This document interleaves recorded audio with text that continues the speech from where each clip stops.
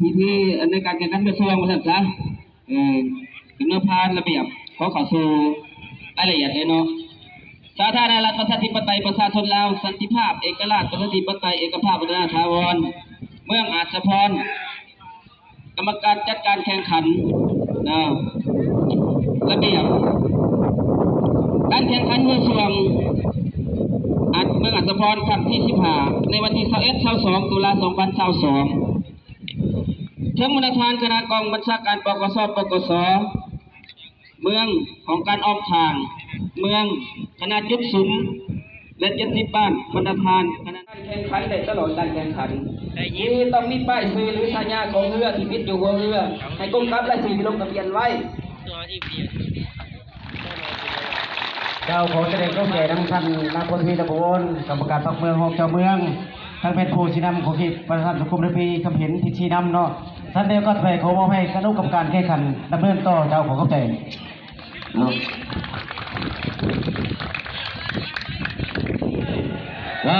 บึ้งพนอผูกกับพักขยาเอาอันนี้เรื่องประชาสัมพันธ์ดีสำหรับทีมเรือแต่ละเหลี่ยมแต่ละลำบ่อยากให้พาเส้นพาก้างเนาะของสนามแข่งขันเพราะว่าย่านเชือกนั้นขาดเนาะเอาประชาสัมพันธ์ถึงทีมเรือบ้านวังไห้นะบึงพนอประสันซะเนาะให้เอาทะเบียนไปส่งทั้งอนุกรรมการจุดปล่อยผุนทั้งทิศเหนือผุนเนาะเจ้าพัชชันเลยเรียกประธานสิบ่มีซื้อได้หันเนาะเอาเสื้อเด้อถ้าได้ยินแล้วก็ได้ส่วนนั้นอาจารย์กุศลเอาบ้านบึงกำลังขึ้นพี่น้องบ้านบึงเยอะครับพักขยารอบนี้เนาะอยู่5แบบนี้ละนี่อันนี้เป็นสีพายบ้านบึงครับได้นี่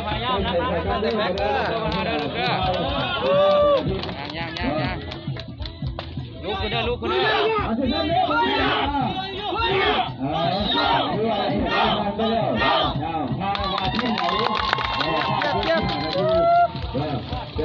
กองเซ่กับเซ่เต็มที่วันนี้เพื่อนเป็นคนน้องคนกำลังเอาทะเบียนไปว่าสั่นซะเนาะอันที่2จันทร์เพิ่นทลาเนาะเพิ่นก็จะสลากมาดูเด้อเรื่องการเพื่อบ่เสียเงินเพิ่นก็ทำแก้วเอาเวลาที่ไปยกสลากมาจุดปล่อยตอนนี้กำลังสิปล่อยลงมาพี่น้องเพื่อเจ้าหญิงกำลังบึงพนอพบกับพักขยา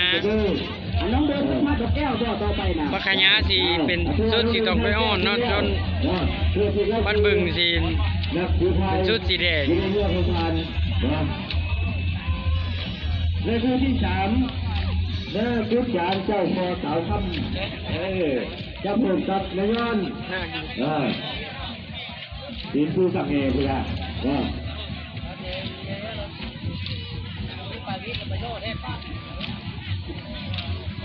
เอาตอนนี้กับพี่ว่าพักกัญญาบึงพนอเนาะกำลัง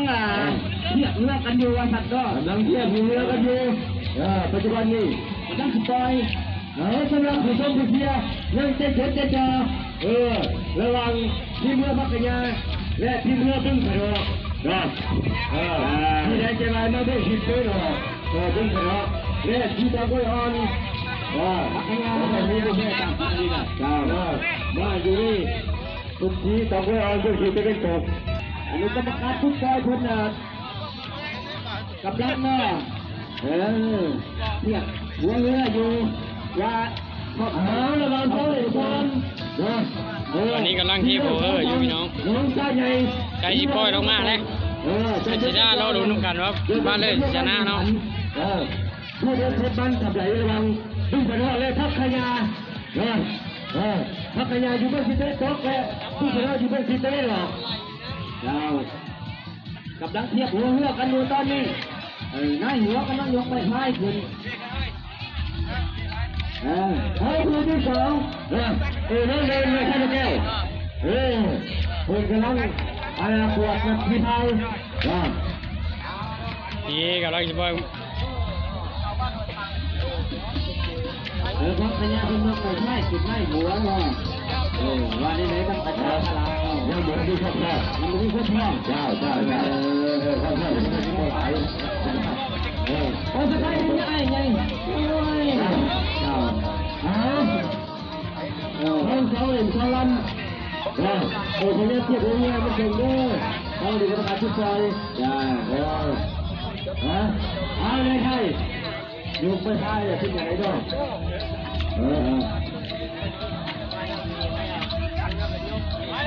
เอาสอบนี้ครับสอบพิมพ์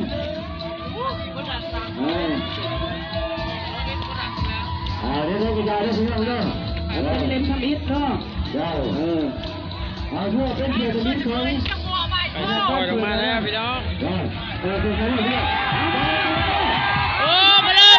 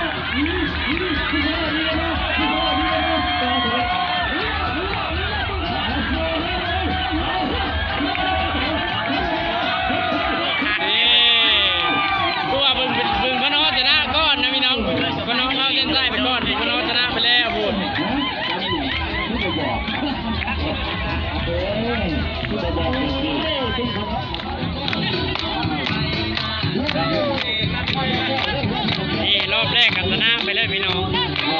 พึ่งพน้องเอาแชมป์ใจที่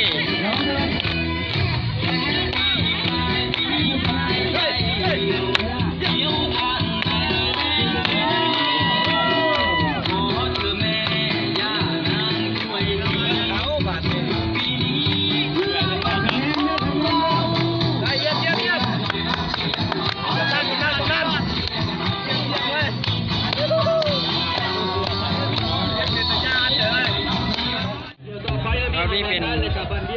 นักกุญแจกับหน้าย้อนพี่น้องเราเพิ่งว่าเพื่อชนะเนาะ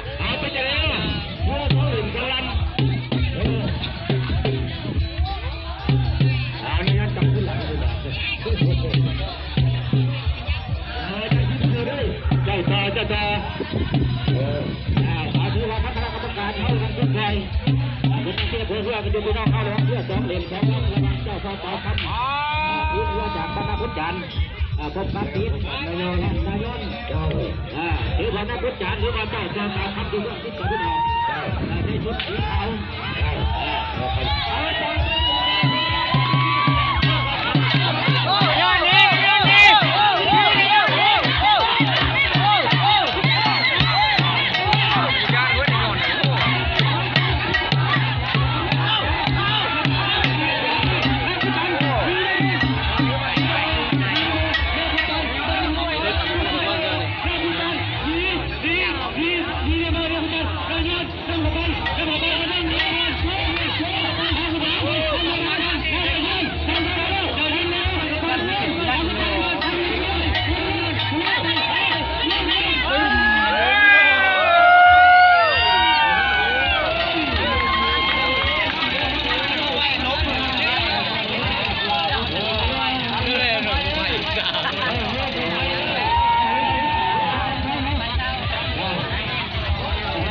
ถือว่าหน้ากุญแจชนะไปเนาะบ้านย้อนความพี่น้องน้ำคือได้ถ้าคนเสียเลยจ้าเอากระจายเลือดร้อยใต้หัวนะพี่น้องโอ้มาอยู่ว่าวันนี้นะเยอะไปเลยนี่เป็นสีพายบ้านเวงเป็นขึ้นครับห้องว่าการแล้วพี่น้องเบิ่งว่าเพื่อที่ชนะ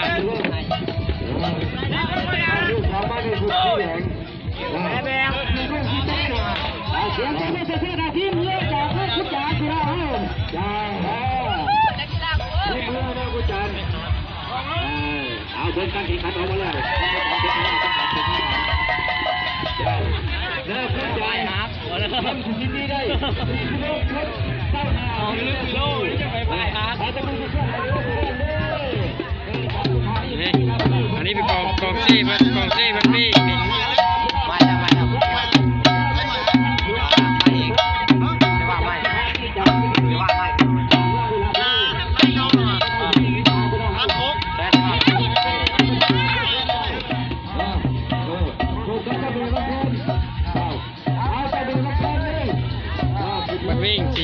สุดสิตกย้อนอยู่ทาง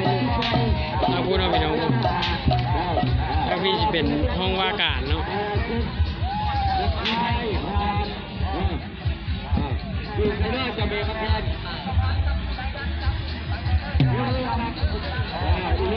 ลุงใหญ่เดี๋ยวครับที่นี่ก็บ้านอะไรตาพี่น้องเข้าทราบว่าอาจจะ ตอนนี้กำลังเทโบอยู่ตอนนี้กำลังเทโบอยู่พี่น้อง ว่าจะไหนจัดกันหน้าอันตอนนี้กำลังท้องเต็มท้องรับกำลังอาทิตย์พากันดูว่าครับก็อันนี้เป็นมันยิ่งเล็กกันจะที่น้ำแตกอยู่บ่เดี๋ยวไปก่อนเอาตอนนี้ต้องมองว่าการเทปกันยังต่อขึ้นหลังว่าแล้วจะบอกแล้ว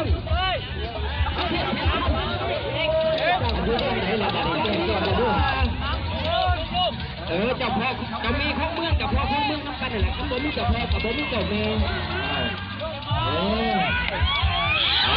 ไปแล้วพี่น้องไปแล้วไปแล้วไปแล้ว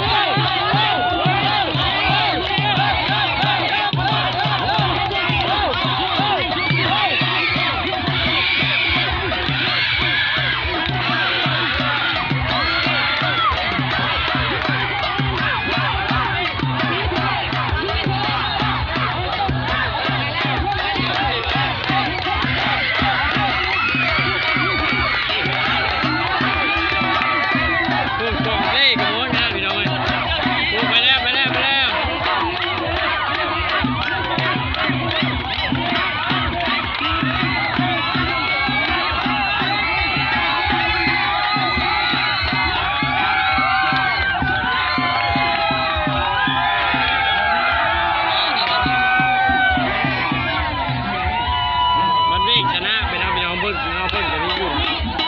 มันวิ่งเข้าทิ้งใส่ไปก่อนเนาะ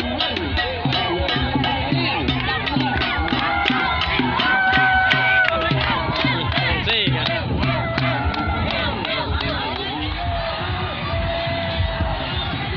ชอบเหมือนเลย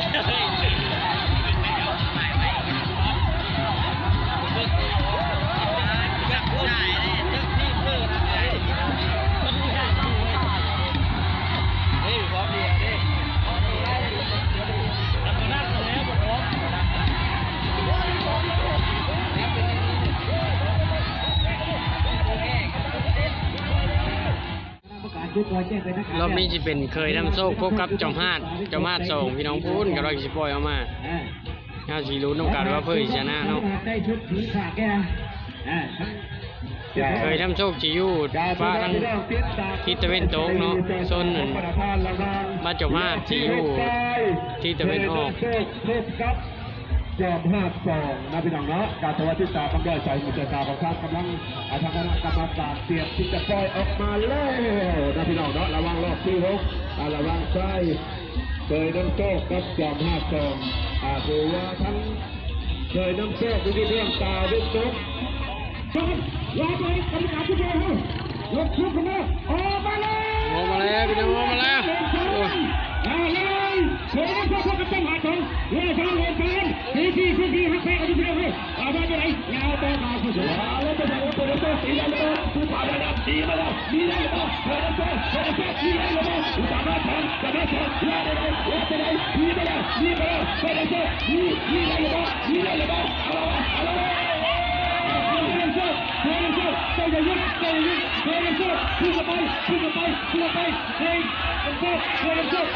แล้วตอนนี้เคยน้ำโซ่กำลังน้ำอยู่พี่น้องเ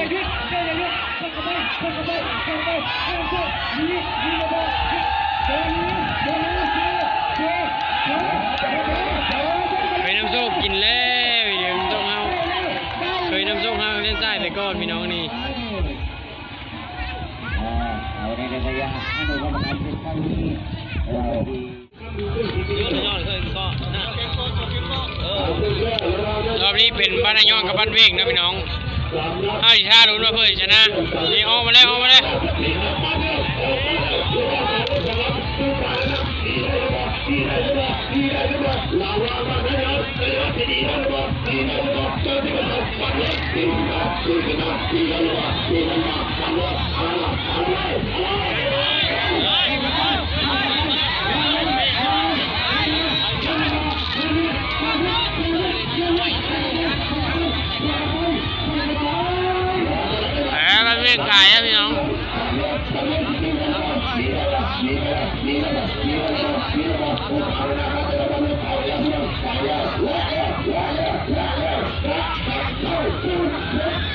มันวิ่งชนะไปแล้วพี่น้อง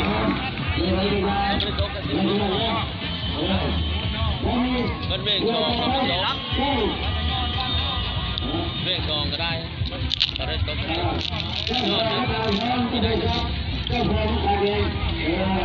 หรือว่าวันนี้กับวันย้อนคือว่าวันนี้ชนะไปแล้วพี่น้อง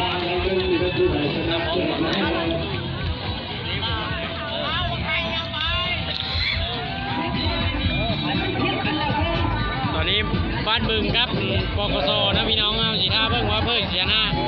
เป็นร่องที่สองและที่บ้านเฮาขึ้นแข่งเนาะคือว่ารอบที่หนึ่งชนะไปนี่เป็นรอบที่สอง